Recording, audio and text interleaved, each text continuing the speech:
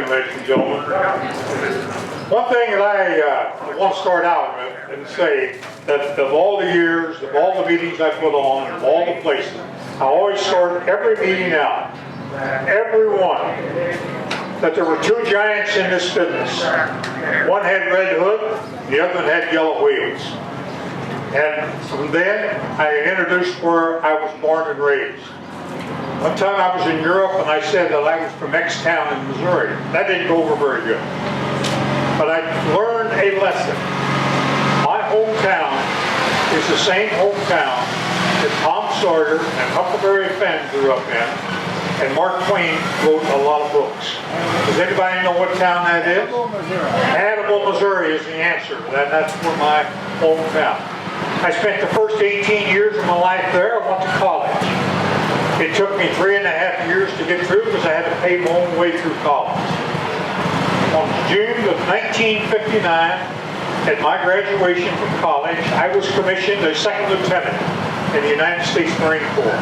Now, this shirt doesn't prove too much, but I'm pretty loyal to the good old USA and Semper Fi, man. You'll hear me say that quite a bit. Let me sit down. Now, at the time that I was in the Marine Corps, I went to report to Quantico, Virginia in September of '59. 8 months we spent learning to be an officer, a gentleman, and a warrior. I would have to say that 90% of the time was warrior and the other 5% was being nice and learning how to dress. And being a warrior in the Marine Corps helped me later on in life so much you can't believe. First assignment I had when I left Quantico, Virginia was 29 Palms, California. That's on the high desert. Hotter than the hinges of what the Lord could produce.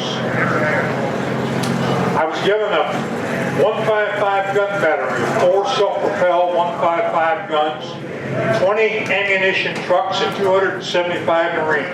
From the age of 17 to 77. I thought I was 77. I learned to speak with a microphone because I couldn't speak. There were so many of them. But they were all trained, they were all good cannon cockers. I left the Marine Corps in '62, September of '62, and I went to work for a company called International Harvester Company. Now, what I have to do here, I have to play slides with you. And I'm going to, because I've got all this stuff written down, and I've used this program many, many times. But what I'd like to say as far as hiring on with the Harvester Company, that was a fiasco. I was told to report a certain day at the Kansas City District Office. In the interim time, as I later learned with the Harvester Company, people get fired, get moved. I sat in the office and talked to the secretary. Nobody came out to see me. One fella finally came out. He had a hair about like mine. He said, "My name's Jim Garner. I'm the district manager. This is my first day here." I said, "Mr. Garner, my name is Bud Youle, Semper Fi USMC." He said, "Not another damn Marine." So anyway, the point was Jim Garner and I, he's up there in heaven looking down right now, I know he. The whole principle of when the fellas asked me to come around and do programs for you all was that I'm a great people person. People do business with people. A lot of people think you do it with computers and machines. You do it with people. And if I could get people on my side, I won more battles than I lost. And I didn't care what the odds were. And I tried to dedicate most everything that I do to the people that I've worked with and been with.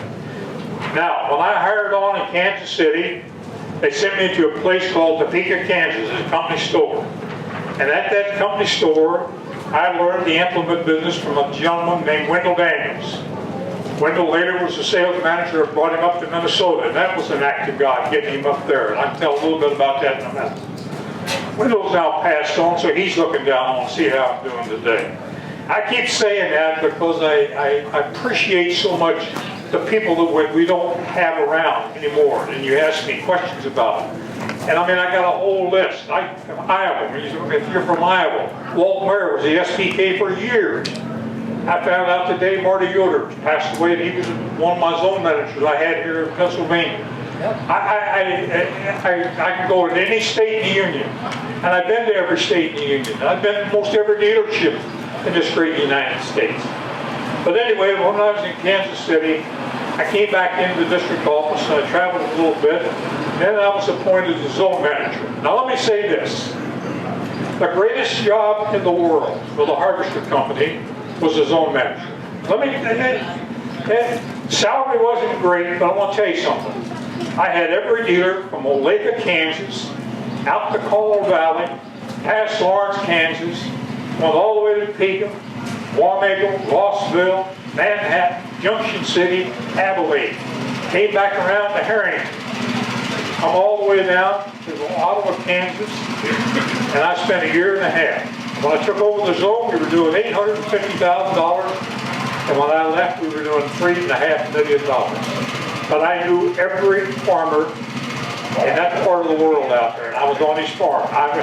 Dealers, I'd come in, they'd say, "Oh my God, I'll be gone all day today." And I was. I did my business in a pickup truck. We're driving around with it, and we did it day and night. Now,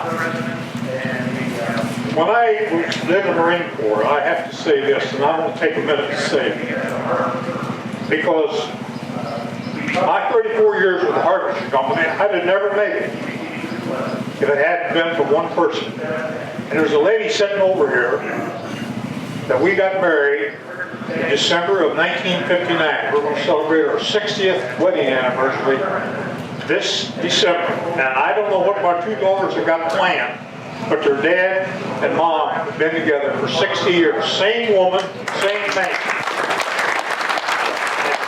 Sitting over here where the shade is, and she's going to stand up when I get ready to get talking too long. She's going to stand up, and I'm going to have to start cutting things short as the guy who speaks comes in.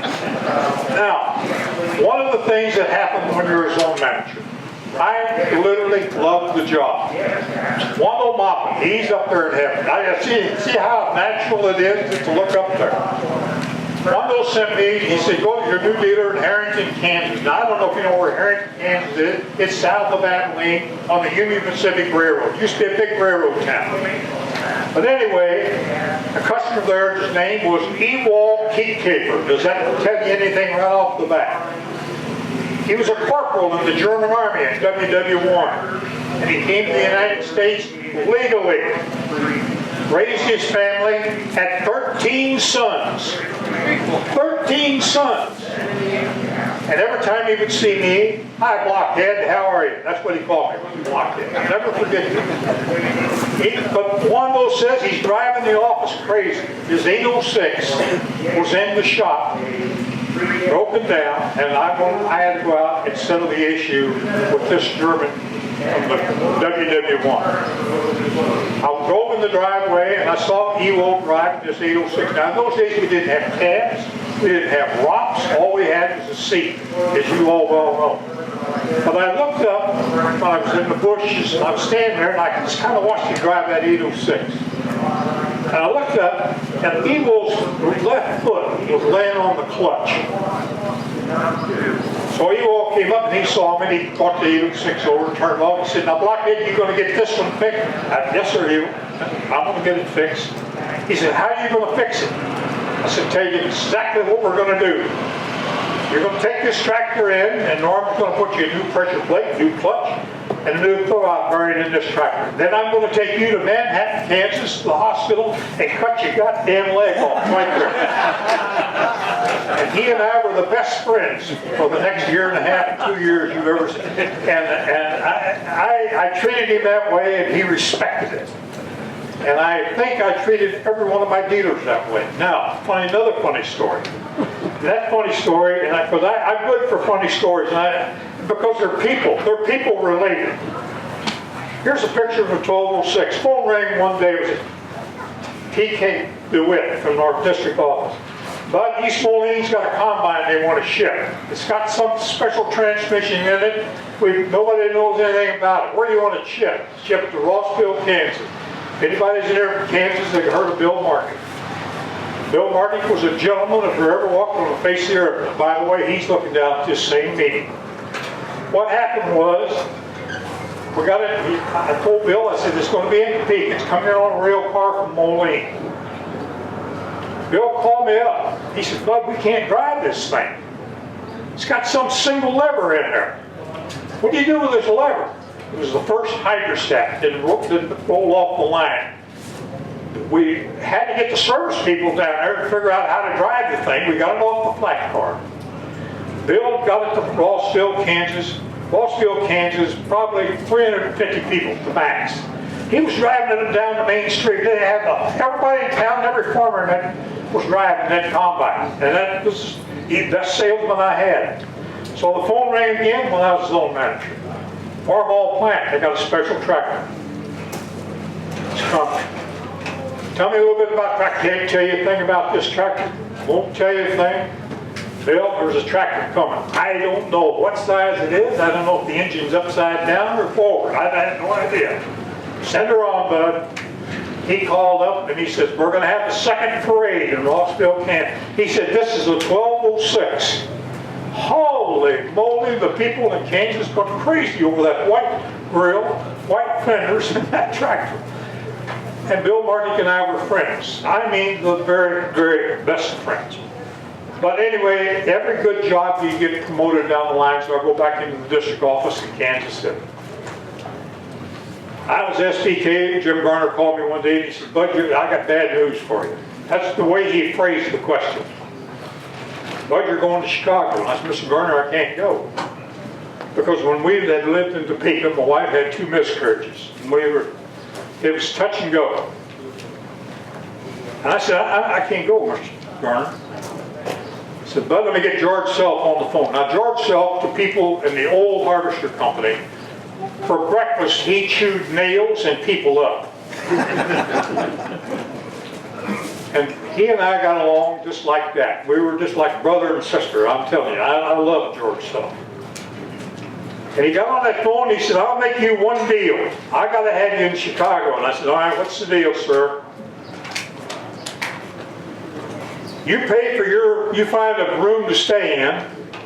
I'll pay your Friday night to Sunday night airplane ticket from Kansas City back to Chicago every weekend. Okay, I did. I stayed in the YMCA in LaGrange, Illinois for $30 a week. And the train pass cost me $20. And I had to pay my own way to the airport and fly back and forth. And I went to Chicago. And I got indoctrinated in the corporate life. And they gave me every job except paint the wall. And I tried them all on. I was in the GMD program, the whole ball of wax, CE division, HUP division. I was with all of them. And the next thing I knew, Bud, we got a job for you. You're going to a place called Harrisburg, Pennsylvania. Jim Skank will meet you at the airport tomorrow morning. And Jim met me. And off to Harrisburg we come.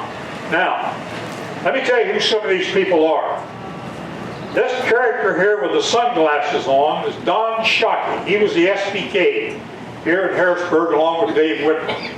Now his uncle was Sam Shockey. He used to be a district manager for the Harvester Company way back when the pioneers were going across the Rocky Mountains, you know. This fella here's dad, his name was Paul Roush. Paul Roush was the #2 man at Farmall plant. Lo and behold, I did not know it but when this picture was taken. But this was to be my next greatest friend right there, because he got things done for me at Farmall that was unbelievable. But anyway, up to Harrisburg I come. Now then, what I have to do here, I'm going to change the pace here a little bit because several things happened in Harrisburg. Number one, and the first thing that hit me upside the head was, and the lady asked me to mention this, the Susquehanna River had a flood in 1971. I couldn't get to work. I couldn't find Ed McKnight, Jimmy Fletcher. I'm going to throw out a few names for you. McKnight was already there. He went over to the district office in a rowboat. Ed McKnight couldn't row a boat. I don't know who got him over there, but anyway, he was in the office. He told me to go up to a certain block, park my car, and I got the boat and went over to the district office. Cut cadets with high float tires. I'll tell you this. The tractor was sitting like this, floating up high, engine in the water. I said, that's Ed McKnight's fiasco right there. I mean, he created his own little mess right there. But that flood would prove one thing, that people can really pull the rope, because we got everything all cleaned up, the water went down, we cleaned everything up, we set it outside, we called all the dealers that came in. They said, how are you going to sell all this stuff? I said, we've already scrapped it. Ed McKnight was sitting there, and it was just kind of like auctioning everything off. I mean, it was really just kind of what it was. But we got it all cleaned out. Now, Mr. Shockey and Mr. Whitmer came up with a wild idea. Now, this wild idea occurred because there was a thing that was happening in Louisville, Kentucky that was gaining popularity. A, the National Tractor Pull was there. B, we had a farm implement show there. It was great. And so Shockey and Mr. Whitmer, along with Bob Clancy, the district manager, by the way, he's up there looking down. What happened was, they decided we were going to take Pennsylvania farmers, Eastern Shore farmers, to Louisville for the weekend, see the tractor pulls and the show. Now let me tell you what happened. No problem. Whitmer and Shockey handled the rooms, the buses in Louisville. They went and got the prices. Bob Clancy got into it because he took them to Louisville. I remember that. My responsibility was Allegheny Airlines to get them to fly them down there from Philadelphia, from Harrisburg, and from Pittsburgh. Okay, we had no problems. Beautiful skies. They set out with 90 people. We wound up, I think it was 130. Awesome maintenance. We get there, the show's all over with, and we're getting ready to come home on Friday night. I remember it was a Friday night. I walked in, I checked in, because I was flying from Louisville back to Harrisburg. I walked into this room, or the waiting room in Louisville, full of these 130 people. Most of them, there was about 5 company people, maybe 4 or 5 dealers, and the balance was dairy farmers. Was anybody in here on that trip? All right, let me tell you what happened. This morning when Charlie was up here talking, I thought of his dad. Because I looked up and his dad was sitting on the bench over there. And I said, Bud, what in the world has happened here? What's the matter? He said, Bud, a snowstorm hit Philadelphia and they shut the Philadelphia airport down. And he said, now we just got a notification the Harrisburg airport has been shut down. We're going to be here all night. Well, I want to be out. I said, what's Pittsburgh like? Because I knew if I could get them at least halfway home, I've won half the battle. And then I found out the tickets flight from Pittsburgh, Harrisburg, and Philadelphia was going to plan the next day because they get the snow out of the way. Well, they said, we'll get you into Pittsburgh. I was ready to go. We were going to Pittsburgh, but we're going to go to Pittsburgh. They had 2 planes. DC-9, little short, stubby back wings. We flew into Harrisburg, had buses. Bus driver says, where are you going to go? And I said, wait a minute, we haven't figured that out yet. I asked the bus driver, I said, is there a hotel in downtown Pittsburgh we can get into? Because if it started snowing in Pittsburgh, we were in deep doo-doo. I mean big doo-doo. Bus driver says there's a brand new Hilton Hotel right downtown Pittsburgh. Off we go to the Hilton Hotel. 130 of them, boy. But these buses pull up there, let these guys out. Oh, Lord, they saw that thing called Hilton Hotel in downtown Pittsburgh. I met the manager. I said, sir, here's what I've got. I've got 120 American dairy farmers that's worried about their cows back home. Do you have telephones in this hotel? Yes, sir, I've got telephones. You're going to get tested right quick, I can tell you that. Number 2, you got anything to eat? Well, we'll get the cook in here. Good. We took care of the whole thing. I said, how much money do I owe you? He says, where do you live? I said, Harrisburg, Pennsylvania.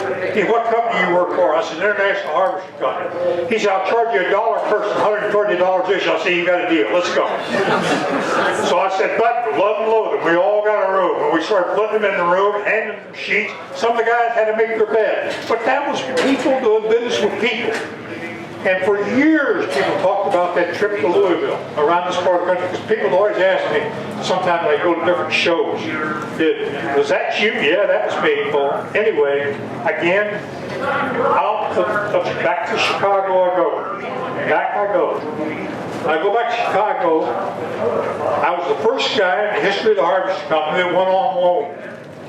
Now, I use that word lightly. I want to explain to you. Pat Kane tells me, he's now the president of the Ag Division. He said, Bud, I want you to get over and get familiar with the CE line of work because Ag's going to take on some of their products. And I want you to be, okay, I understand, I got the message. We're going to pay half your salary and half your expenses. Well, I get out, that's fine. Do I work for the Harvest Company? Yeah, you work for the Harvest Company. I said, that's all I want to know. Off we go, and I go to Melville Park to meet Mr. Leggett. Mr. Jules Leggett. By the way, he's up there right now looking down there. Mr. Leggett presented me with a list of things that the CE division was about to unveil. TD7, TD8, 100, 125 crawlers. First fire shift for the small tractors. The Canadian company was after me because they had made the decision to take the 500 out of production at crawler, the little one, the gas engine.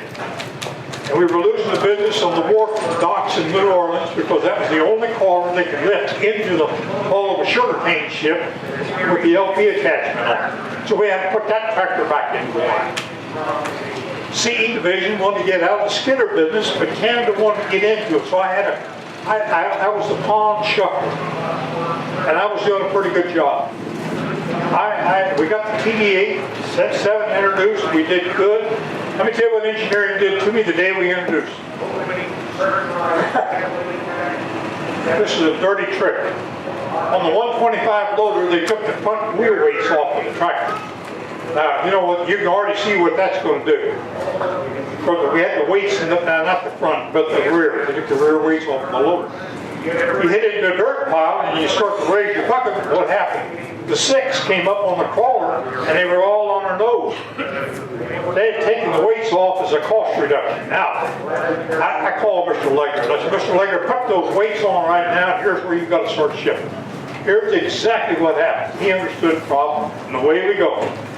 So I've made my reputation with the CE people. They used me for a Huff introduction in Phoenix one time. But anyway, I was all over the company. I was in Little Rock, Arkansas, and over the loudspeaker at the airport. Your attention, please. Is there a fellow in the airport by the name of Bud Youle? You have an emergency phone call. Now, here's my wife with 2 daughters back in Chicago. First impulse. It's Hugh Flanders on the phone. Bless his heart, I think Hugh's up there right now too. You were supposed to have been in Twin Cities this morning at 8:15. Hugh, I didn't know that, and I'm in Little Rock, Arkansas, and you can't go from Little Rock, Arkansas to Twin Cities in less than 1 day. I can guarantee you that. Well, get your BUTT in Twin Cities, Minnesota as fast as you can get there. Off I go.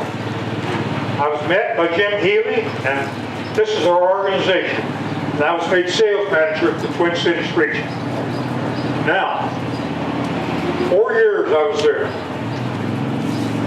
I got to know some great people. I worked with some great people. And in those days, the Regions was a private profit center. The manager I worked for, Bob Dirk, he'd shoot nails every morning for breakfast. And I never forgot this man. He used a flare pen. And I had more, my desk would be packed up, flare pen notes. I was into everything. Service problems, this and that, it didn't matter. But something happened that I had to have some help, and that was this. It was either 74, 75. Some of you all, if you're from Nebraska, South Dakota, North Dakota, Western Minnesota, let me say this. It was so dry, we were about to lose every dealer we had in that area because you couldn't sell anything. Even the guy with the green, yellow wheels was having trouble. I put this program together. Bob Dirk went to the restroom and never came back. He didn't want any more to do with this thing. So the next morning I was in Chicago. Now, when you do things like this in the old Harvester Company, you had to meet the credit department because all those notes are handled by the credit department. not the sales department. Sales department handle concessions, but credit department's responsibility. I go up and I lay out each dealer in those 4 states who I have to have terms for. Well, we got that first part done. Next week I was back in the airplane again. The next week I was back again, and finally, I got the president of the credit corporation to sign. Mr. Lancaster signed for the Ag Division, and those dealers were saved. I literally mean saved, because we saved the terms on, and we moved equipment around like drunken sailors. Well, I did such a phenomenal job of handling credit problems. Back on the airplane, I was told by Stan Lancaster, I got to have you here in Chicago. I got some things coming up that I've got to have a guy that can look me straight in the eye and tell me to go know where to go. I said, okay, Stan, here we come. I guess I'm your man, and here I come. Back to Chicago I go. And they said, you're going to be the sales manager, product manager, marketing manager, reliability manager of Farmall plant. Holy moly, moly, moly, moly, moly, moly, moly. And I started making a list. And I want to show you all this list. This is what we were confronted with as I took over this job, because the first one on this list here, I'm going to spend some time with it. The 2+2 was being put together. Nobody in the harvest company knew anything about a 2+2. I thought with 15 people in the company knew about that tractor. I had the 50 series powertrain that they were arguing and fighting about money to get this powertrain, the first synchronized speed and rate transmission with a power shift option. Okay, that was one. P1, P4 axles. Let me tell you what the P1, P4 axle was. I had axles in that program for what money it costs to fix every piece of equipment the harvest company had. Next time you look at a 1460 or 1480 combine, look at that axle. I had it fixed.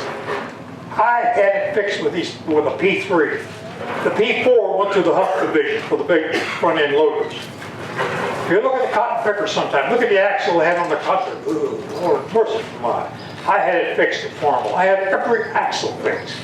I had the whole rear end of the Magnum 50 series tractor where I could put the P4 right in there.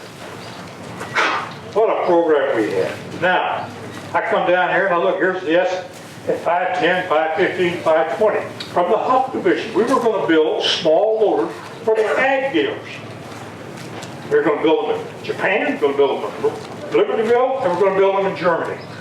The biggest problem I had, not with the Japanese, with my friends from Germany, because they wanted nothing but German parts.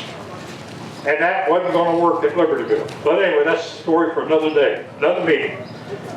I had payloggers. I had Canada turn loose building S8s for the Ag division. And they were mad because I didn't have an S10, but I fixed that later on. Doncaster series tractors. Remember how easy they used to ship, lightning shift? We started getting 84 series tractors coming in. I'll never forget this. I don't remember what the dealer's name was. He called me in Georgia, but he called me everything but white man. Ladies and gentlemen, you couldn't ship these new tractors. They had made a fork change in these tractors. Now, Winston Churchill had a lot of trouble getting Roosevelt to do certain things. I was Roosevelt in reverse when I got the English Doncaster engineering plan on the phone. I called them every name that God ever put in my brain. I wanted it back just like it was lightning shift. And all they would tell me was, we did it because we wanted to put a cab on the tractor and make it shifty. And they had to do it for, I said, I don't want your cab. I want a shifted tractor easy. Well, anyway, I finally won, but I lost a little bit, just a little bit. Noise engines. Remember way back when the 706 diesel first came out in Kansas? I called in one day and I said, we're out here spring tooth heroin. The tractors are running hot. Now, hot engines, the Hinsdale is, they get excited. Holy moly, I never liked following. I would run west into the wind and they were cool. I'd turn, bring them back against the wind, and the heat gauge would go off and water would start coming over the radiator cap. Well, that was a 282 diesel engine. Remember, 4 main bearings. You remember that old story? I could just almost give it to you from further. And my friend with the yellow wheels had 7. I only had 4, but I had a good 4. But anyway, I had to get this program straightened up because we had a couple other things to do. That's why I kept going to Europe all the time for that. Now, here's the Steiger model. You heard Charlie this morning talk about Steiger. But we had the 43, 45, and 47 up there. Now, long and short conversation. When Harvester Company got into this business, we took their frame from Steiger, from Fargo, put our engines in it and transmissions, and we used their axles to set it. Now, the problem was, I don't want to let things out of the bag, but let me tell you. We put that good 466 engine in there. And what happened, ladies and gentlemen, basically was this. To save $1.38, Fred O'Donnell authorized taking the intercooler off the 4366. And I can't tell you, because this camera here will put me on the, I'd have to go to the Supreme Court, because what I call Fred O'Donnell. We wound up shipping intercoolers, coolers, radiators all over the world to get 40. And once I got that 466 set up in that Steiger, she was a Hummer.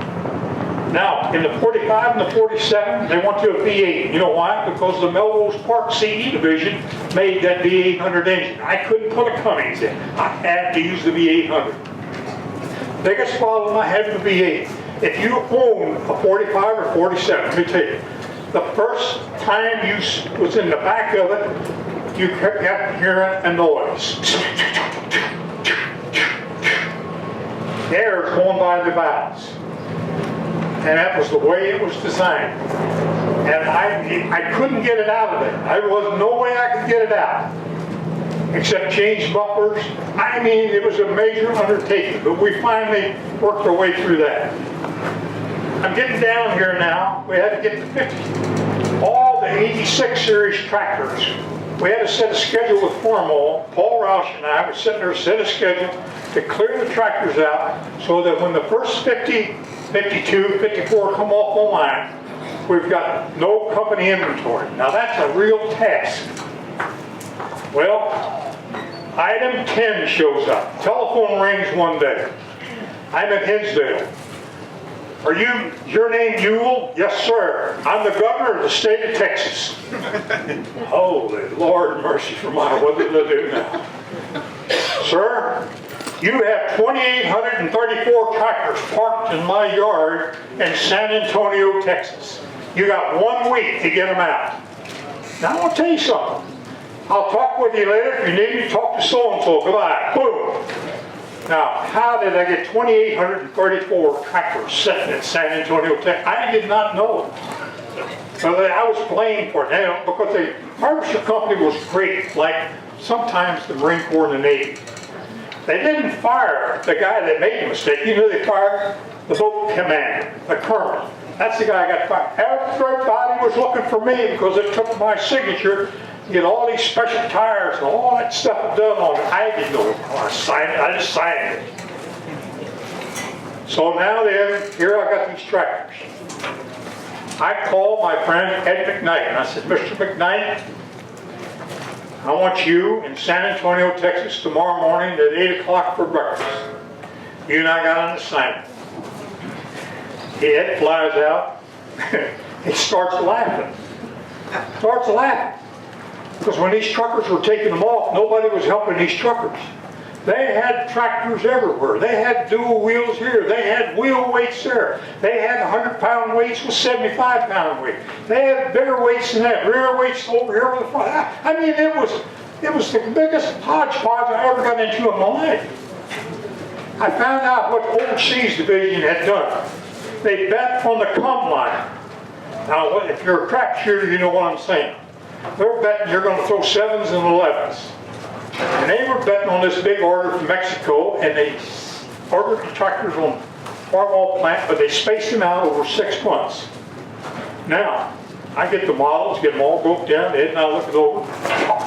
Ladies and gentlemen, I was the Adolf Hitler of the Harvester Company for a period of 3 months.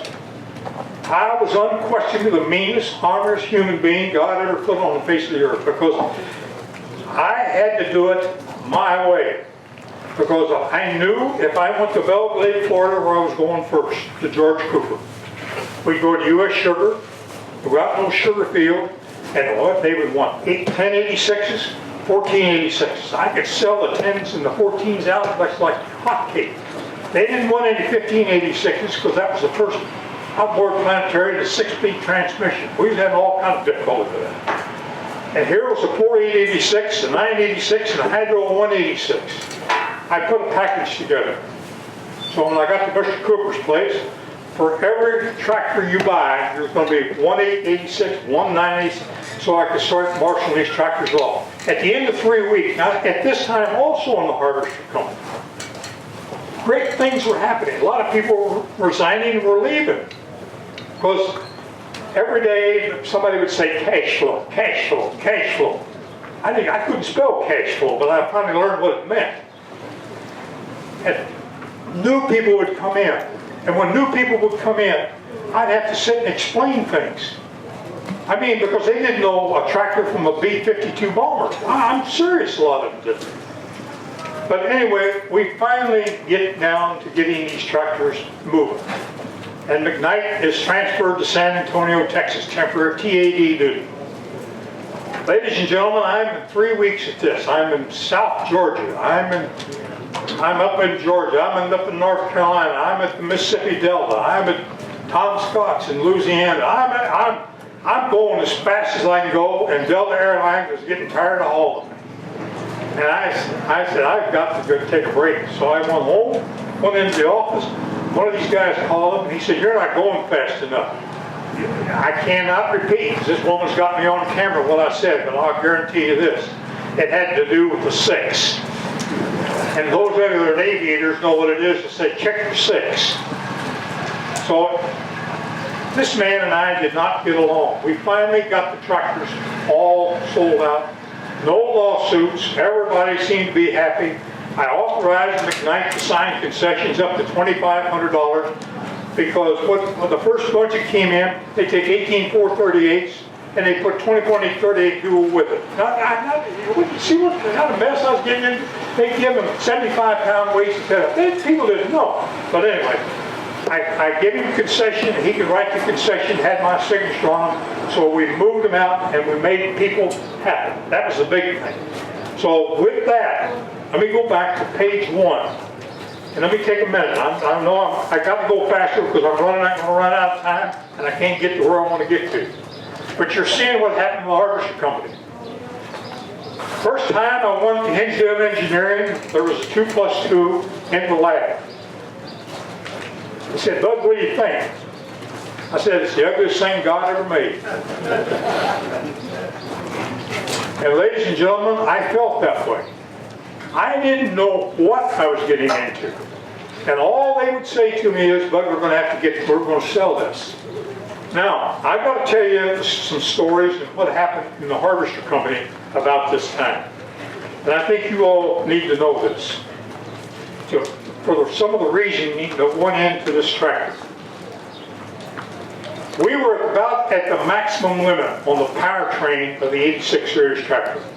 When I say the maximum, we had another 460, 560 just right around the corner. And when Charlie said this morning, 1066, 1466, I quivered. Because every farmer from Bangor, Maine to Walla Walla, Washington, Lake Charles to the Hudson Bay knew how to set that pump. And there was no pump setting that would satisfy every American farmer. I can tell you that. And we were at the limit. I keep that in mind. I can't synchronize it. I can't power shift it. Now Stan Lancaster and I fought over a term. He's up there too, looking down. He's right now. That's a power shift torque amplifier. And I says, Mr. Lancaster, that's a shift on the go. He says, power shift, you push forward, pull it back. I said, that's torque amplifier. He and I fought this for 3 years. I couldn't put a power shift in it. My friend with the yellow wheels had the power shift. The 4840 was running wild in the Mississippi Delta, pulling dirt buggies, laser planes. I couldn't hook onto that stuff. Now, 30-inch rows had come in. 15-inch row splitters were coming in. Pivots. Here people were buying irrigation. I mean, all this was taking place on the American farm. The tire people came up with a brilliant idea. 18-438 tire. Beautiful tire. All this stuff was changing the complexion of how business was being done. And when it got down to the final hour, I went down to Rantoul, Illinois, where we had one in the field now. It wasn't this tractor here. But here's what happened. I drove it all day long. And I made a list as I was driving. That's good, fair, bad, horrible. I mean, I was marking as I went. I got back to engineering, they said, Bud, what do you think of that tractor? I said, what happens if you're driving down the road, pulling a disc barrel, 20 miles an hour, and you hit the brakes? The hood went flying right off that tractor. I said, tell Farmall we're going to have a double production of hoods because it's going to happen. And I said, at night you can't see. We don't have strong enough lights. Well, we're going to have to change alternators, get more juice. I don't care what you do. We can't see at night with the tractor. This is the kind of stuff that went on and on. But all the time, I knew one thing. My problem was people were getting very close to wanting all-wheel drives, and they were getting close to buying smaller four-wheel drives. I couldn't match the MFDs. I had no MFD. If you put an MFD on an 86 series tractor, don't turn the camera on. Ladies and gentlemen, it was the ugliest thing God ever put on a farm tractor in his life. I said, I can't buy that. We wound up selling 36 of them to Sweden, and I think we finally wound up buying them back one day. I don't remember. It was a horrible mess because the gearbox was on the side of the tractor. Now, I then realized that I've got to come up with a way to make that tractor sell, the concept. I'm selling a concept. Into the Stan Lancaster's office I go. Yes, sir, young man. He called me young man until I really wanted the money. Then he'd say, out. And I was good at that. But here's what the conversation went. Sir, I want to go to Phoenix, Arizona. I'm going to do it in January when it's cold and everywhere else but Phoenix, Arizona.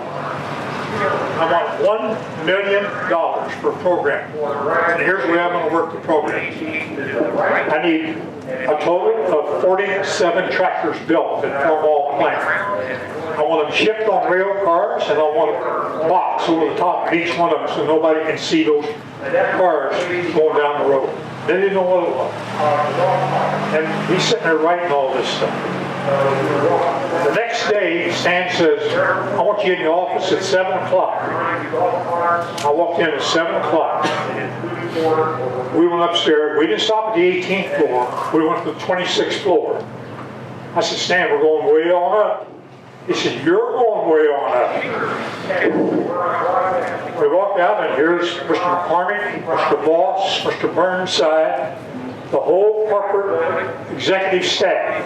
Me asking for $1 million with cash flow problems, with people leaving, cutting salaries 5%, spangling for free. I'm going to tell you, I was the most popular man in Chicago that day. But let me tell you how I wound up doing. I said, gentlemen, you give me the $1 million, and I'll give you 6,000 orders on Farmall plant 2 weeks after the program's over. Well, Bob Burnside was a gentleman. I'll have to say, boy, he took me on, right? He just went right at me. He was from Solomon, Kansas, by the way, and I knew him from Abilene days. But anyway, I got the $1 million. We laid this program out, and here's how I laid the program out. With 47 tractors, I had ex-people from the regions come into Phoenix, Arizona. When those rail cars started coming in, taking the wood off, taking the tractors into the shop. I had service people, dynamometers. I had company people there, and it was the hardest part of this job was taking these young guys where they wouldn't go out at night, because I kept them pretty busy all during the day. So I kept the latch right on top of them. Here's what I did with the dealers. We scheduled the first load in on Sunday night. They were in Hotel A, which happened to be, I think, the Hyatt, as I remember. Okay, the next morning we picked them up, we fed them, picked them up with a bus, and we took them up northeast side of Phoenix, where they used to shoot the Mary Tyler Moore show. All our short shows were shot in this building. And we had rented this and set up our program and everything else. Perfect, perfect, everything is perfect. These buses roll in, the guys jump in, and here the lights go out, and Jerry Sullivan, who was later in charge of the combines, the actual floor combine, was the driver of the Magnum, of the 2+2 that I had. He'd turn on those lights and drive that thing out, and I'll tell you, the dealers, absolutely, what is that? Well, then that afternoon we feed them lunch, take them to the field. When they go to the field, every one of them had to drive the tractor. We pulled a plow, we cultivated, we ditched, we had rippers, we had hippers, we had everything you could think of for them to pull this tractor. Now, at that point where they're in the field at 3 o'clock, couldn't start any earlier than 3 o'clock, the next region was coming in, landing right over our site. Now, I had landed there enough to know that they couldn't see, they could see, but they couldn't see the red tractors in the field. They could see tents. But they landed. Boats, buses picked them up, take them to Hotel B. One thing you learn in our business is dealers have a communication system that's better than the CIA. It doesn't take them 5 minutes to get on something, but I had them stoked because they didn't know so-and-so was in A and they were in B. Now, let me say this. First region I picked to come in was the one that I was scared the most about. And that was the Memphis region, because of the 4840, the yellow wheel 4840 PS, because they were pulling dirt buggies. And in the rice fields, you almost have to have a parachute. And I geared that whole program around a thing called traction. And lo and behold, when the Memphis region boarded up to go back home, I knew I was going to hit my number, because the Memphis region gave us 850 orders. And brother, that was just like, whoo, that was iced tea to me. I felt good, because I knew the rest of them were going to be good. Now, what happened was, the next day, 3 o'clock, more planes come in, more planes are going out. Another region comes in, but the latter regions coming in, the guys had communicated, they got smart. Memphis was first, I'll call him, I'll call him. Well, you're not going to believe what you're going to see. And then one of the things we had in the show that you all, I want you to visualize this. Now, we're bringing every dealer from the United States, Canada, world overseas bases. I had a 4840, yellow wheels, and a 3588. And I would say I pulled for maybe 250 yards. I had a Stockton plant offset disc harrow, one of those West Coast disc harrows. I had 2 of them, we hooked behind each tractor. And I would sit there and talk to them, and I'd say, warm her up, boy, warm her up, boom, boom, boom. Turn her up in power. All right, on 3, we'll take off and go. We had all this all worked out. And 10 times every day, dealers would sit there in the bleachers and watch Chuck Laser and I play a game. It wasn't a game, it was serious business, because the destiny of the harvester company laid right there in that tractor as far as cash is concerned. I would say out of 10 pulls a day, maybe I won 6, he won 5. Maybe one of them was a tie, I don't know. But the point was, I could take 150 PTO horsepower and I could pull the same load that he was doing with 185 PTO horsepower. And that was the point we drove home. Now we had to, when they went over the driving range, because the first question, that thing will never turn back on 60-inch roads. Never get that thing. Well, they did it. You can't plow with that. You can't do that. You can't tell them. They did it. And when those dealers, our dealer organization, left Phoenix, Arizona in the winter of 1980, I want to tell you something. If I'd had $1 million, if I'd have known then what I knew in 1985, I had enough guts to ask them, boys, I'm going to charge you $10,000 a piece because I'm going to need that money because I got another line of powertrains coming. And I think I'd have got every penny right in and there because the dealers were, that's the highest I've ever seen a dealer organization. Now, these fellows here was my band of brothers. They were in the regional office. They were the ones that did the work from Canada, from all the regions.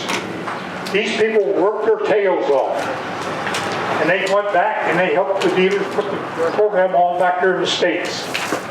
Now, when I get back in the office, everybody pat me on the back, thank you, Bud, great show, etc., etc., etc. I got had a new boss, don't know where he came from. He says, what are you going to do? How you got this 50 series tractor introduction all set up?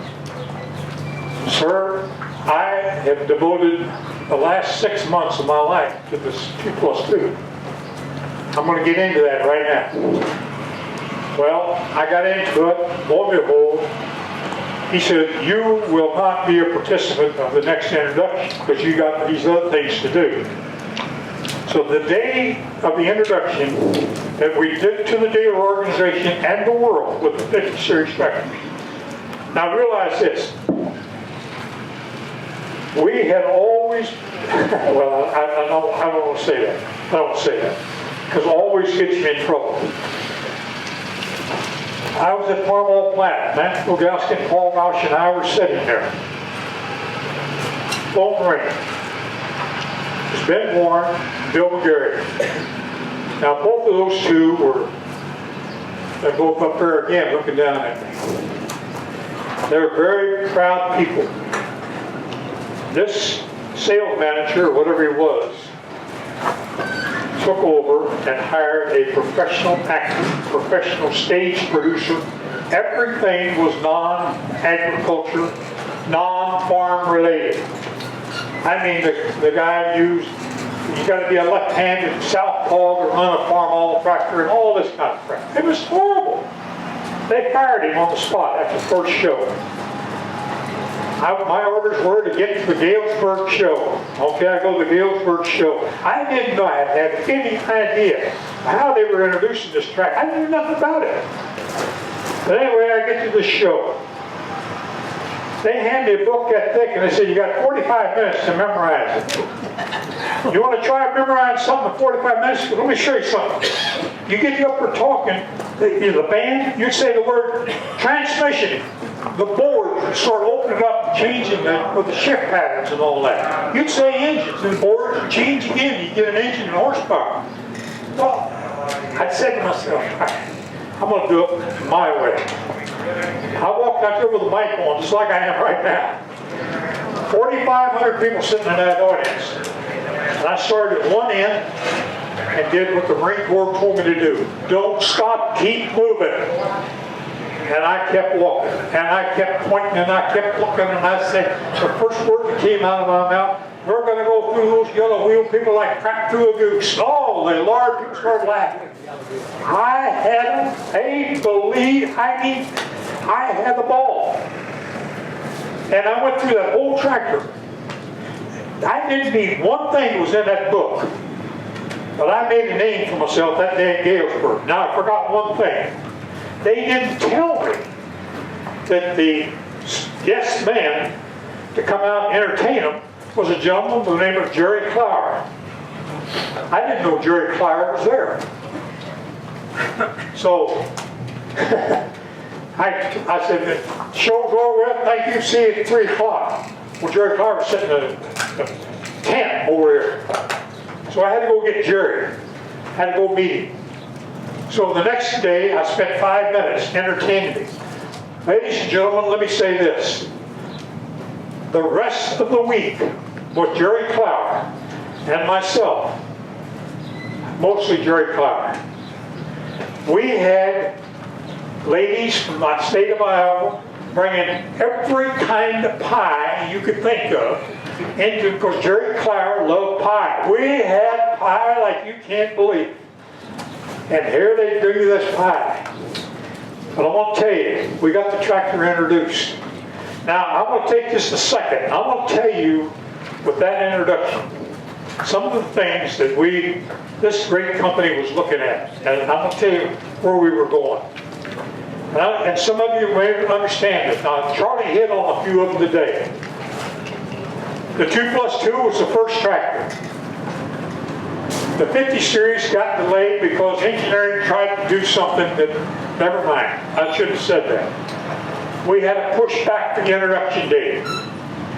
So when we pushed it back, the 5488 couldn't come out right then. So we delivered the 5052. The MFD from ZF was not ready. Centerline drive. Now, here was the plan. It was laid out in ink. Most of these bills were paid for. 1981, introduction, 50 series tractor. That occurred. 1982, ZF, MFD on all three models. Shift on the go. Centerline drive. 1984, 40-kilometer transmission. I begged them when they built that tractor, put a 40-kilometer transmission in here. Because we're not going to sell any of these things to Europe, because in Europe, they drive down the toll interstates for these things. I couldn't have everybody in the world be passing it. But anyway, I got it later.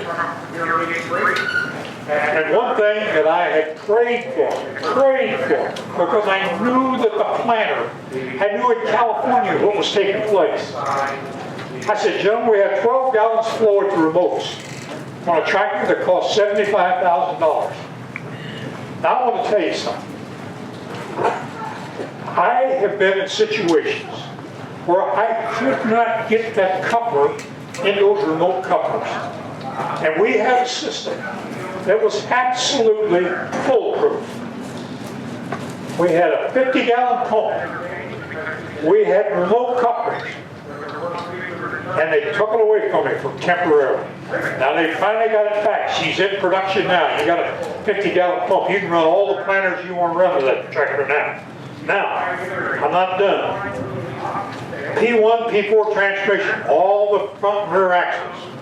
We were going to get rid of the ZF and put our own axle on there. 1985, a brand new cab. I'm running out of time, and I can't tell you a funny story with Campbell on that cab, but I'll try to slip it in. Now I want to tell you this one here. The Harvester Company paid for the tooling of the 50 series tractor. It's now at Racine, Wisconsin. It's what you're getting in the Magnums right now, except for a couple changes. I had a great dream, and that dream was this. I wanted a full power shift because I wanted to go meet my man with the yellow wheels. Power shift for power shift. But they told me I only had 18 speeds. I had 3 ranges, low, medium, and high. That was the inside lever. Over here I had 6 speeds. That's 18. 3 times 6 is 18. Our power shift, I took the outside lever off and I had 1 to 18. Power shift good. Brand new cab. But I had another transmission that we had running at Hinsdale. And I want to tell you what this transmission was. I got to be kind of careful here because let me just say it this way. It was called a vary range. We had 3 ranges, low, medium, and high. 0 to 7 miles an hour was low. 0 to 12 miles an hour was medium or something like that. I don't remember what the numbers were. But the outside lever instead of a power shift was a hydrostat lever. The very range was we put the hydrostat in and we put a hydraulic turbo lock-up clutch in, which meant that I could run at half the engine RPM and I had the pulling power with the horns all the way down. So there's no more burning a bunch of fuel sitting there slipping and sliding. I had it all. Now, with that in mind, I'll give you a little peek. This is old Bud's bucket list. I put it down. We built 36, 72, and 74, 88 tractors. I'll show you the tractor in just a minute. But in 1984, we were to come with two more models, a 76 and 78, 88. Now here's the point I want to leave with you. In 1980, when all this was laid out, I was going from 115 PTO horsepower with 3 transmission options to 400 PTO horsepower with the same 3 transmission options. Now, do you think I would have been a mean hog in the bowl lot with that babies? I was set to go. And people used to apologize. They say, Bud, we got to cut this program. We got to cut it. I said, no, you didn't cut my program. You know what you did? You cut the axle out from the axle flow combine. You can't make a 4-row cotton picker and you get that axle changed. You can't do it. It's impossible. So the company paid a big price. Now, more and more people were coming, more and more people were going. This is the funny part of the Harvester Company. And this is a story a lot of you may have heard, may not have heard, but there's a gentleman that lives in my hometown that put this in the local newspaper. Now I got to read this to you. First, if you don't know this, he's supposed to be here, but he got a bad heart. I think he got him in the hospital, which personally I'm glad, because for reasons. The paper goes something like this. International Harvester snuck a spy, James Bond, into the Yellow Wheel introduction of the 55 series. You know who James Bond is? You're looking at him. Me. Now here's what it is. I want you to know this, because it's part of Harvester's history. And it's a good part. Bob Carlson was now the president of the Ag Division. I mean, in other words, that meant Stan Lancaster was already left. Bob Carlson was the type of person that came from the Yellow Wheels. I could look Bob Carlson in the eye and say, this is what I want to do, this is why I want to do it, this is how I want to do it. He said, you're wasting time talking to me, get going. That's the kind of person he was. We had a big meeting planned to bring him in because there was something to do with the actual floor. I don't remember. All the zone managers were coming in to East Moline. I said, I would like to go to Laredo because I know that's where their test tractors are running. I know where the farm is. Been there. Then I want to go to where they're having the introduction so I can just see it and do a list. Get out of this office and go. That's the way Bob Carlson was. I take off for Laredo, Texas. I didn't dress like this. No. I had a little grease on me here, a little grease on me there. Walked into the John Deere dealership. I said, I need to buy a oil filler for a 4480. I don't know. I just picked a number. You know, the guy said, here's one. Well, I saw outside, it said John Deere Test Engineering. That was my vehicle, because I didn't know what farm they were working on. So I go out and get my rental car, follow this man. Up over hill and dale. There they are. And you know what? The big surprise I got, the tires laid over to the side when they turned. Made them turn easier. And they turned shorter, because they sold you the American car. They turned shorter. Well, I can tell you what we did. So anyway, I get in the airplane from Laredo, Texas to New Orleans. You can't get there in one day. I'm telling you, you can't get there. But anyway, I got to New Orleans, walked around the Superdome, walked all the way around it. Here was young men polishing, waxing. You know what? Every one of them had yellow wheels with a green hood.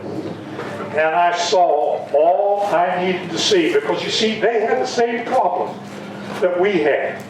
Therefore, all-wheel drive was hydraulic driven. Maybe some of you owned one of them. And it'd get up to 100 degrees and the oil gets so hot, the thing wouldn't move. And they knew it. So they came with an MFD, but they bent the tires over to give you a sales pitch. So the next morning, I hid that night. I was a good boy, very good. Next morning, I walked. Those kids are not out there waxing anymore. So I figured they're all inside. Old Bud goes around to the front end of the building, walks in the front door of the New Orleans Superdome, just like I own the place. Got in the elevator, went straight to the roof. Opened up. This guy standing there. I said, "You have a Budweiser beer?" He said, "Yes, sir." I said, "Give it to me." Walked over and sat down in the chair, and I sat there and heard their whole presentation. I saw something when I was sitting there. And the Marine Corps taught me better than that. You never sit on your six more than a minute, and you better be moving. Or somebody's going to get a sniper on you. I could see flashlights all across that dome. Somebody knew I was there, but they couldn't find me. Anyway, the doors open, and ladies and gentlemen, I've got to say this to you. I saw the biggest New Orleans policeman I have ever seen in my entire life. He must have been 7 foot tall, 350 pounds. And it had two guys with ties right next to him. Is your name Youle? That's correct. My name is so-and-so. I'm Executive Vice President of Security of the Green Line. Glad to know you, sir. How are you? Sit down. Let's have a beer. We're here to throw you out and put you in jail. No, you ain't put me in jail. This is public domain, isn't it? Yeah, that's right. Public domain. Would you mind leaving, Mr. Youle? No, sir. I'll leave. This big policeman, I said, "Go ahead." I had to look up at him. He waltzed me down the elevator, down the steps. It was all over the Midwest. The police was involved in it. The corporations were involved in it. I called Bob Carlson and said, they kicked me out of the beer joint. I said, "I remember having a beer." "Don't worry about it, I'll handle it." I'm going to tell you, a couple weeks later, it all died. But anyway, I'm known as James Bond in a lot of circles. This was the last 50 series tractor built at Farm All Plant. It was at Louisville Farm Show. Not this the time when I was talking about earlier, but another one. 1984 late, I knew this was coming. I didn't know the whole story, I didn't know why. I knew we were about out of money. You got to stop and think about one thing the Harvester Company did. We started a refrigerator business. We made refrigerators, dishwashers, cabinets, you name it, the Harvester Company made it. One reason, American farmer. And we sold them. Don't misunderstand me. Evansville, Indiana, still they think of Harvester refrigerators. Now, you take the ag division. Look at the competitors we had. I had my friend with the yellow wheels. White, Ford, Massey. I had them all. Look at the truck division. Look at the CE division. Caterpillar, Komatsu. Look at the loader division. Caterpillar, Komatsu. We made more wheel bearings in West Pullman than any other company in the world. And we sold bearings to all these people. ST468 bearing. I can't remember the number. I know they had STs on them. But the whole point was the Harvester Company, everybody was after money to build their pet peeve project. And you can only feed so many people. And we were selling off. Now, Mr. Carlson called me one day. He says, "Bud, I'm going to give you a dirty assignment." "No, you're not giving me a dirty assignment. I hired on.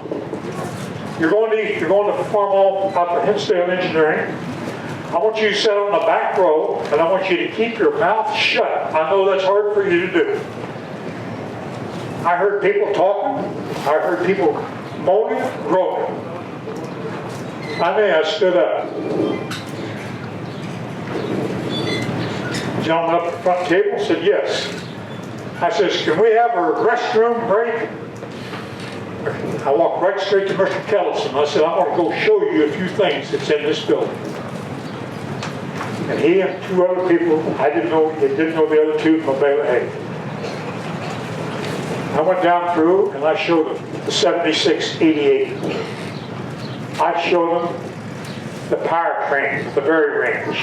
I took them out on the track. They saw the power shift, the full power shift. They saw the 19 speed. I showed them everything. Our people were just a little minks. They were scared to death to show him anything. And I was begging for time. Anyway, let me say, when the day of the merger, I knew my days probably were numbered. I was probably the last guy that they'd given an assignment to. They didn't know what to do with me. I had 25 years with the harvest company at the time, and one at the time, if you had 25, is you could retire at 30. So I knew I could go out with a good retirement. I was too young to retire. So anyway, I stayed around, and everybody got different jobs, They called up one day and they said, Bud, you're going to be in charge of major accounts. Oh, I am? What's major accounts? You're going to call on farmers. I'm going to call on farmers with dealers. Okay, that's fine. What area do I have? You're going to have east of the Mississippi River. Bob Ross, you got west of the Mississippi River. That's a pretty big area. And I started. In that, I got to know a lot of people. I was at a lot of dealerships. I was at a lot of customer places of business. I never sold a piece of equipment direct to a customer without a dealer being there. I always gave the dealer the price and the discounts, and he did the merchandising. Now, if there was a trip to East Moline involved, yes, I got into it. I'd help him. But that was the basis of it. Now, you people in Iowa, this was your board of corn growers. I met those people at the corn growers meeting. And I fought with those people a little bit too, but you can see, maybe you can see them. That was one of the fringe benefits of going to, they put me on the corn board, the soybean board, and the rice board. Because rice was all thick in Mississippi. Another thing was one year at the soybean convention in St. Louis. Now, I'll give you all a quick. There's a gentleman I had got his autograph. Let's see if you know who he is. He was born in Lenora, Pennsylvania. The left-hander. Signed with the St. Louis Cardinals. As a southpaw, hurt his shoulder, and become the greatest hitter in the history of baseball. For 5 points and the right to move ahead. Who was it? Stan Musial is right. Now, that was a Pennsylvania man. And he was a wonderful, wonderful, wonderful individual. Now, every time this big tall guy's name was Ray Byron. Every time Raymond had to put a show on Where's Bud? And I was doing this job, that job, I was washing dishes, I did everything. I was it. So Raymond would haul me around. This is Camille Bear, that's his wife, Merce. Some of you, they may have been on your farms. I don't know. This is Terry Snack, and that yours truly was now getting gray-headed. The point of it was now, one day they took this picture of me sitting on a bale of hay. Ladies and gentlemen, I was tired. I frankly was tired. And I got so tired because nobody knew what the hell to do with me. Jim Irvin said, Bud, I want you to go to Michigan. Bob Reed was the sales manager of Case. He said, Bud, you're going to go to Mississippi. You're going to go to Louisiana. Somebody else said, you're going to go here. You're going to go there. Well, I was one of the few people at Harvest Company that had an international air transport ticket. Well, Jack Michaels was sending me overseas too at the same time. But anyway, one day they told me I had to do something. And with 34 years service, I walked into the Human Resources Department and said, ladies and gentlemen, check it out. I haven't graded, I'm gone. A year later, I had an open heart surgery. I had 4 new valves put in me. Next year, I had an aneurysm put in from the top of my heart to my crotch. Ever since then, I quit smoking. I drank very little. Still talk, still love people. And you know what? They're looking down at me right now. I'm still here. And I got a good heart. I got to go Monday morning because I flunked my EKG. But I'm going to they give me some pills that's going to make me better. So I'm Monday to go back in. Now, one final note, and I'll show you this, then I got to get out of here because I got to get my American flag off so you can see this tractor. This is Bud Yule's bucket list. This is a bucket list. This is your wish. I'm not going to get into this. Yesterday I read the story of an old ragged flag. You can tell by the shirt I've got on, I'm very pro-American. I'm very conservative. I believe in doing things the way George Patton did. Head that army up and move them out. And don't stop until you run out of fuel. And when you do, load your guns and start shooting. I'll get the ammunition and bullets to you. That was my philosophy of business. I loved it, and I made it. Now, this tractor was my dream tractor. And I just want to, just for a minute, just for a second, tell you exactly why I love this tractor. It wasn't the 43, the 45, the 47 that got me all upset and worked up. That wasn't it. At the time, we didn't know what we were going to do with Snyder. And Case was into it, and they were trying to nip around, because they believed that the rigid frame was the only answer for anything. But let me just tell you what we was going to do with my tractor. The same transmission at 120 horsepower PTO is going to be in that tractor right there. All the parts were manufactured at the Cornwall plant, 90% of them. The other 10% we have to buy. 466 engine in the smallest one, optional in the second one, and I can't remember what case engine it was. It was a case engine we had to put in there. But it was about 500 cubic inch. We had 195 PTO. We had 260 PTO at 7488. Now the 7688, I'm going to tell you a story right now. I know I'm running out of time. Go as fast as I can.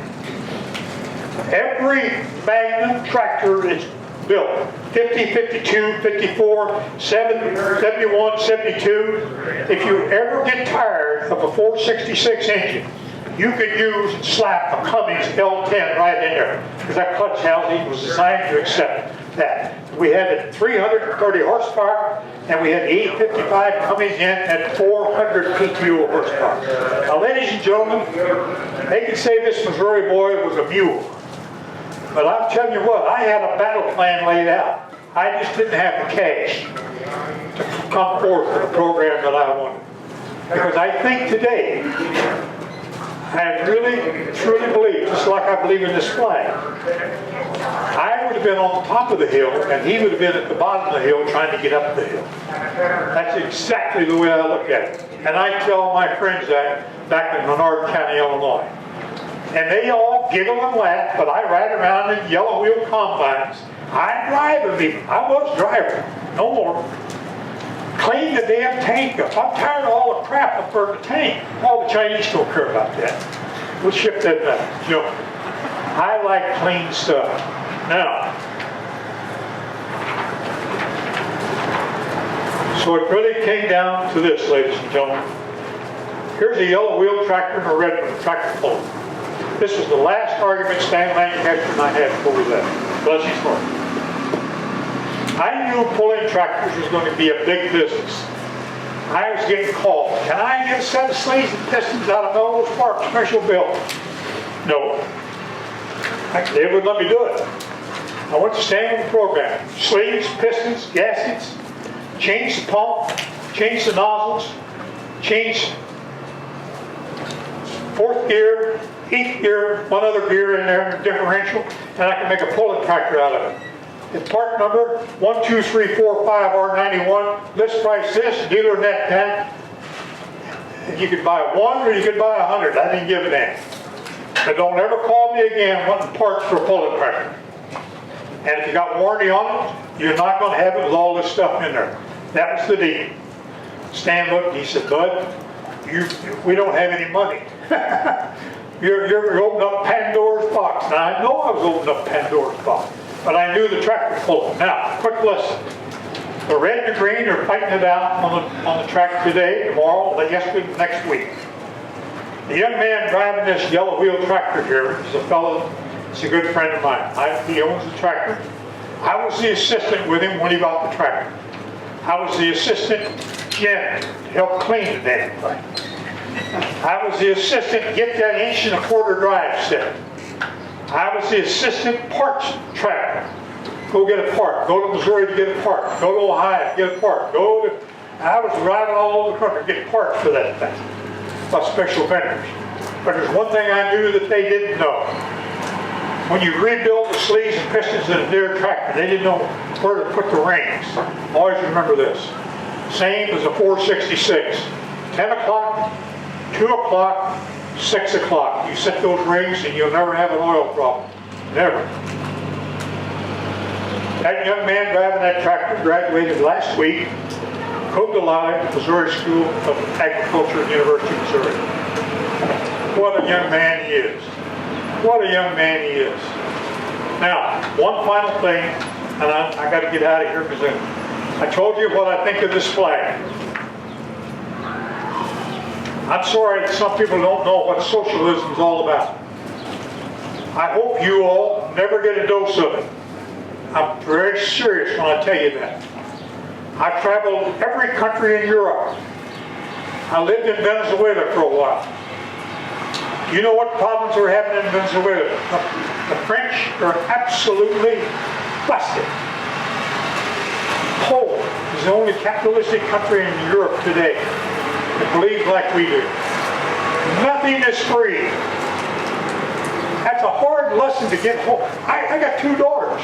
I got one daughter. I pounded it in her head since she was a little girl. And I always think of this picture. That's why I carry that picture. Her carrying that flag out across the Whitfield. That's not her. But that's what it reminded me of. And ladies and gentlemen, I put this up as an old, gray-headed man that served his country, served his company, served his family, and served his friends. And I'm damn proud of everything that I have done in my lifetime. And I have only a few regrets, as Sinatra says. But there's really too few to mention. This was a great company at one time. We were destined to be a great company. We fell short. Not because, maybe it was because of people like me that were spending money trying to get ahead. Trying to do things without the help of engineering. I didn't have time for engineering. I knew Matt Bogalski. If anybody in here owns a 786 tractor, I want to set the record straight right now before I leave. Matt Bogalski and I put that tractor in production in 14 minutes at Farm Hall plant. We were arguing about cost. Matt, take the 886 off, put the 786 on, and start the line. I'll give you an order for 1,000 of them tomorrow morning. And gentlemen, the same tractor's an 886. So if you see one out there, it's the best 87 horsepower tractor you'll ever drive. I can tell you that. But that was the kind of people I enjoyed working with. Now, Charlie made a great speech here today. I knew his dad. His dad was a doer. He was a goer. This business boils down to one thing. I'm going to tell you what it is. People. People. People. If you've got the right people, if you've got the people who know how to talk with their hands, be able to express themselves, be able to motivate people, the success will come. It will come, please believe me. And don't buy any crazy, ridiculous things because somebody said it's going to be a hot selling thing in the market. Ladies and gentlemen, I've been up and down that Peter path. And one little final thing to show you the point I want to make. When I used to travel in the South, the people down there in their southern drawl and their very nice way of speaking would like to meet the man that signed the bill sheets for the 86 series tractors and the 50 series when they had the round front axle. I saw them go by here today. Because in the South, they hit these rice dikes at 15, 20 miles an hour, and those tires are flopping like this. I'd say, sir, you got a knife in your pocket? Yes, sir. Go right underneath that front axle, scrape that paint off where that plate is. He come back. Stamped in there is a company's name called John Deere. They made every front axle for us. And you know whose fault it was? They made the damn tubing wrong. That's what I told the people in Mississippi and Alabama. Now that wasn't the truth, but they at least knew that there was Deere stuff there. It's still that way today. Every time I see one of them go by. And the reason was, we were making bearings at West Pullman and shipping bearings to them, and that's how we were paying back and forth. Bearings for axles, bearings for axles. And that's the way you did it. Ladies and gentlemen, I'm over my time. I did better than I did yesterday. Yesterday we got into C-stores and I made a mistake. I asked if there's any questions. That was the wrong thing to do. Every hand went up. So what I'm going to do this time with you, if you've got questions, because Mr. Schmidt's busy, I know he is, I'll take your questions out there. I'll be very honest, I'll be very upfront with you. If you get too technical regarding the merger, I'll look you right in the eye, gentlemen, there's other people involved. There was a lot of people involved. But the Harvester Company, the products that we had laid out, or maybe 20 years later, getting to you. But we had them, I can say that. Now, I haven't found the berry range yet. I don't think they've ever come out with that yet. But I'm curious, I'll dig my nose into that. And one other thing, I want for all the grandmothers, and I just want to say this in passing real quick. I've carried this book with me for 25 years. Paul Harvey. Paul Harvey wrote a book about the 56 men that wrote the Declaration of Independence and the Constitution of the United States. Grandma, buy this for your grandchildren, because they don't teach this in school anymore. They don't teach the values that these people preached to make this country what it is. And I just always remind people of this. Those 56 men, our lives, our fortunes, and our sacred honor was pledged among them. And next week she'll be 244 years old. Don't let anybody pull that flag down again. It's a great country. I'm 82 years old. I'm on borrowed time. But I'm going to tell you something. I can still take them on one at a time or all together. It doesn't matter to me. Thank you all very much, and God bless all of you.